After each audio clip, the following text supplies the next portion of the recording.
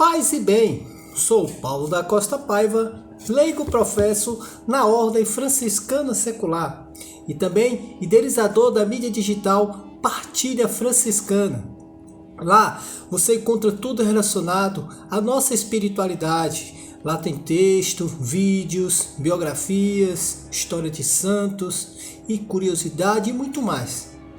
Basta você colocar no Google Partilha Franciscana que você nos encontra. Estamos no blog, estamos no Facebook, no Instagram e também temos o nosso canal no YouTube. Aproveitando, faço um convite para conhecer nossas fraternidades espalhadas por esse mundo afora.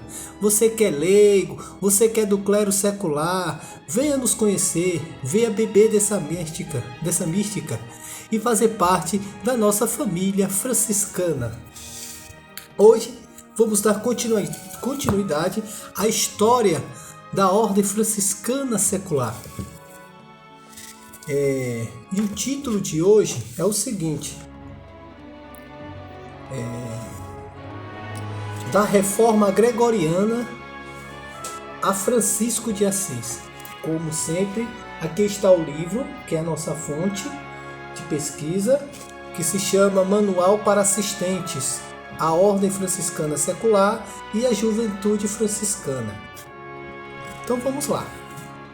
A reforma da Igreja não se esgotou com o pontificado de Gregório VII. Depois de sua morte, foi continuada por outros papas, tanto no âmbito da investidura quanto na questão da reforma do clero. Um clero secular pouco preparado, tanto no tocante à sua formação como no serviço pastoral. Na pregação, na instrução do povo, muito do que fora feito consistia em trabalho dos monges. Na segunda metade do século XIII, a falta de formação dos fiéis abriu porta para a entrada da ordem, da penitência, da heterodoxia de tantos pregadores itinerantes, entre os quais os valdenses, e para a influência da doutrina herética dos cártaros. É aquela questão. A importância da catequese, da formação do povo, principalmente dos leigos. A gente vê aqui uma certa carência de formação até dos próprios sacerdotes. E que os monges é que davam uma assistência maior. Então, por essa ausência de bons pregadores, daqueles que acompanhassem os leigos, estavam começando a surgir heresias e grupos heréticos. A situação incerta criada com o surgimento de novos pregadores itinerantes nas formas tradicionais não impediu que aparecessem grupos ou fraternidades que adotaram um propósito vitae penitencial, com obediência à autoridade fraterna e um compromisso dominado de profécio. Há documentos a respeito deles na Bélgica, na Itália, na Holanda, na Alemanha e também na Espanha. Alguns desses penitentes adotaram uma vida comum, como acontecia com as comunidades rurais, entre as quais uma das mais conhecidas era São Desidério, perto de Vicenza. Os Fratelli do Espírito Santo, em 1195, colocaram em comum os bens e desejavam imitar radicalmente o Cristo e a comunidade apostólica. A Fraternidade dos Humilhados de Lombardia dividia a jornada entre trabalho e a oração, com a vida semi-monástica, construindo também mosteiros e igreja como a de Villebordone, fora de Milão, em 1195. Olha aqui que interessante. A gente vê grupos, fraternidade, de pessoas que tinham essa necessidade de buscar uma espiritualidade, de vivenciar a mística cristã. Muitas dessas comunidades pegavam regras que o Papa fez para essas comunidades de penitentes. Mas a gente não sabe até que ponto eles estavam em comum acordo com o magistério, com a doutrina, que existia uma certa escassez de formação, de pregadores, da presença mais próxima da igreja, junto a essas comunidades.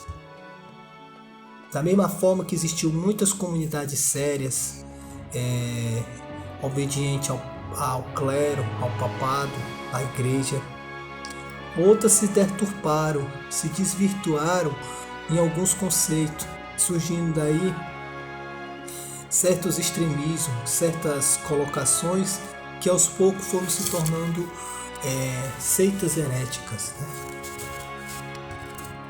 Vamos lá. Pronto. O propósito dos humilhados tem duas partes. Uma mais longa, exortativa e muito evangélica, e uma segunda parte mais breve e jurídica, que relaciona as práticas a serem realizadas e dá indicação no tocante à vida fraterna. Houve também fraternidades que nasceram das circunstâncias particulares na ortodoxia, mas de cunho penitencial. Alguns desses grupos vieram se unir a grupos da ordem cavalariesca. E, chegando a este ponto, podemos dizer que o movimento penitencial, ou ordem da penitência, continua seu caminho e conserva o caráter de penitência.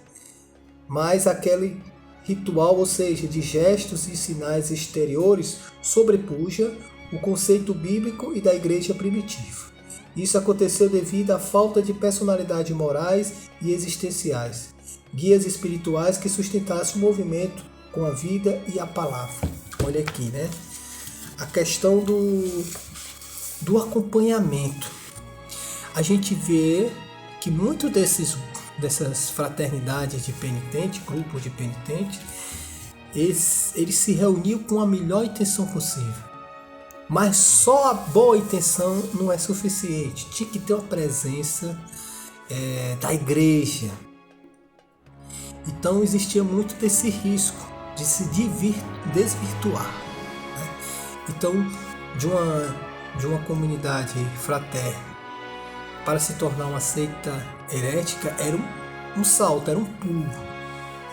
E a igreja não tinha como acompanhar todas essas fraternidades. Por mais que ele tivesse dado uma orientação, uma regra, mas isso ainda não era suficiente para acolher a todos, né?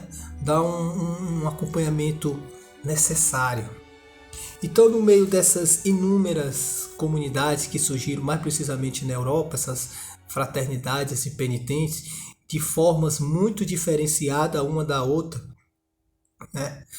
Umas que viviam até de forma semi-monásticas, outras nos contextos mais rurais, outras em contextos familiares, mas todos com uma única intenção de vivenciar de uma forma mais próxima à mística cristã, buscar a santidade. Então foi desse contexto que a Ordem Terceira Franciscana surgiu. Não era novidade na época. Não foi Francisco de Assis que trouxe, né? Aliás, a iniciativa do surgimento da Ordem Terceira foi dos próprios penitentes da cidade de Assis, que queriam buscaram ter esse acompanhamento, né? E Francisco acolheu com muito amor, preparou as cartas dos penitentes, que foi o primeiro esboço para a regra dos seculares, dos terceiros, e daí foi vendo o desenrolar que a gente vai acompanhar nos próximos vídeos. Então aqui veio nos mostrar mais como era o contexto da época, das inúmeras comunidades, dos seus inúmeros jeitos de viver, né? Eu só queria aqui reprisar novamente para vocês como era ricas e diferenciadas entre elas. Alguns desses penitentes adotaram uma vida comum, como acontecia em as comunidades rurais, entre as quais uma das mais conhecidas era a de São Desidério, né? Eles falam também das fratelli de Espírito Santo, onde eles todos colocavam em comum os bens e desejavam imitar radicalmente a Cristo e a comunidade apostólica, como falam em Atos dos Apóstolos. As fraternidades dividia a jornada entre trabalho e oração, uma vida semi-monástica, construindo também mosteiros e igrejas. Então eles tinham aquele ardor, aquele fervor dentro de si de viver essa santidade.